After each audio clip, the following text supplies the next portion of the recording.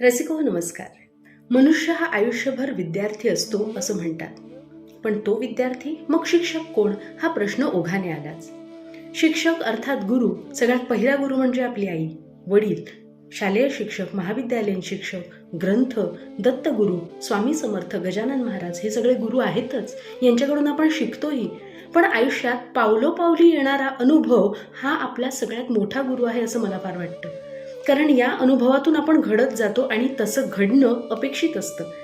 अर्थात अनुभव दरवेळी आपणच घ्यायला हवा असं नाही. अनेकदा दुसऱ्याच्या अनुभवातूनही शहाणपण यायला हवं हे अभिप्रेत असतं. म्हणूनच आपल्याकडे म्हण आहे, पुढच्याच ठेच मागचा शहाणा. पण आपण होतो का शहाणे? नाही होत. दरवेळी आपण त्याच जर चुका करत असू तर त्याच चुका पुढे जाऊन गुन्हा होऊ शकतो. चुका कराव्यात, चुका होतच राहणार आहेत, पण दरवेळी जर नवीन चुका केल्या तर आपल्यामध्ये प्रगती होत जाईल. अन्यथा त्याच चुका करत बसून आपण अधोगतीकडे लागू.